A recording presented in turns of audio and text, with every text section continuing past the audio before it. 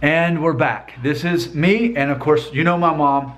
I don't know if you've seen the comments, but so many people say how fun you are, how beautiful you are, and what a great co-host you are, and what a good match we are, and talking about. So, well, thank you. Yes, many people have said it. So what I wanted to talk about, and this already exists on YouTube, is people have been talking about how, see, now that we're taking these DNA tests, a lot of people are finding out that they're part Jewish.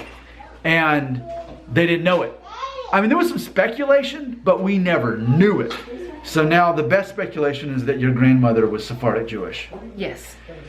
And I'm actually going to take this off. I was outside doing my other videos, the one that you probably just watched with my dad speculating what his test was going to show, but it got too cold and dark. Okay, so what I want to talk about is just this concept that people are already talking about. I didn't make this crazy idea up. This crazy concept that if you have Jewishness in you, if it's in your DNA and in your blood, even if you don't know it, it's going to reveal itself in ways. So, we've kind of been talking about this a little bit, but I want you to take the mic. Before knowing that you were part Jewish, because really, technically, I mean, yeah, because you have a grandmother who mainly was. I mean, yes. She was.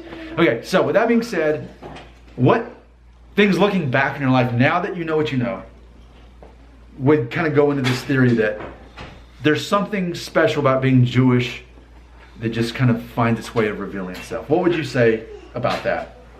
Well, I would say we always had the Jewish rye in our house. We always did, and we always ate that.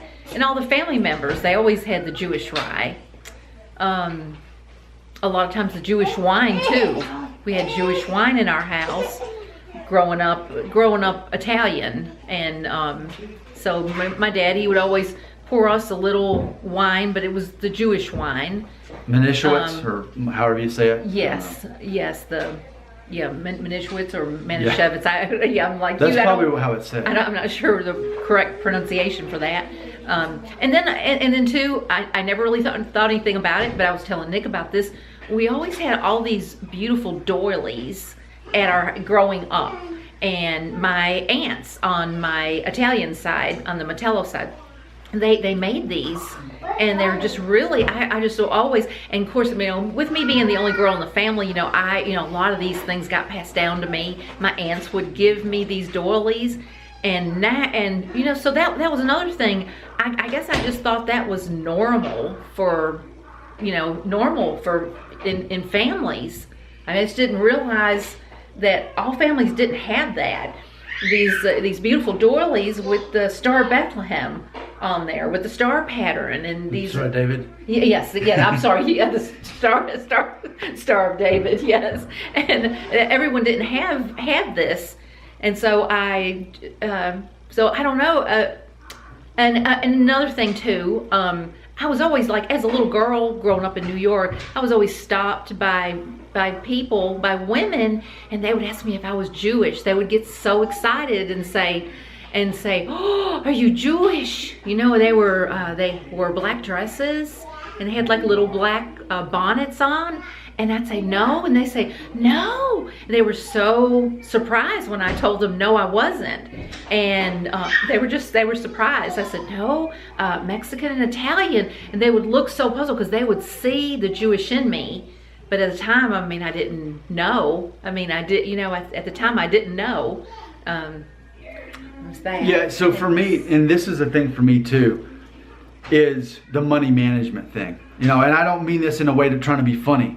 But one of the positive stereotypes about Jewish people is they're very good at managing money, you know? And this is something that I started realizing maybe a decade ago. I was like, man, when you look at people who own businesses, look at this Jewish last name. Look at Hollywood. Look at who's producing this, who's owning these studios. They're Jewish.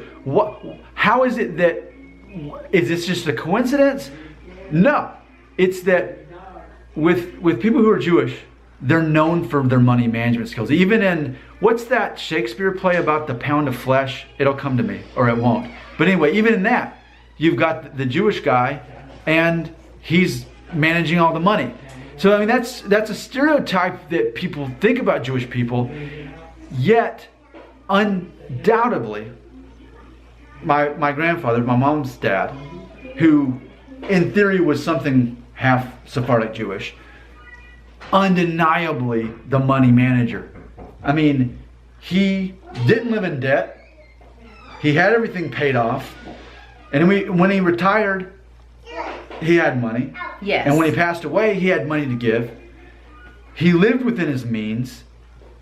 Like, I feel that so much that we know about money management came through him. Absolutely. And I guess in theory he was half Jewish. Absolutely, yes. And everyone, and you know, he was teased a lot by different uncles in my family saying, Albert, are you sure you're not Jewish? You must be Jewish. Just only because he was just so careful with money and saving money. He was just over the top, you know. So it was just always a joke. And his bartering, yes. Yes. Bartering. Yes. Okay, so you have to be Jewish, Albert. So like when I was in high school and he was already retired, every Saturday morning he'd go throughout the town and go to yard sales. I mean, he was getting just junk. It was just statues to put in his yard and stuff, whatever. But if it said a quarter, he'd say, "I'll give you 10 cents for it." And most of the time they go along with it. I mean, so it's like looking back at all these things, it's not surprising to me to see the DNA proves that we're part Jewish. Now the follow-up to this video I'm going to make is the twist ending is that how non-Jewish even he was raised. So I'm going to do a follow-up to this video. We're going to end here. But if you have recently found out you're part Jewish and you're now starting to see all these hints pop through, it's probably not a coincidence. I think it's the Jewish phenomenon.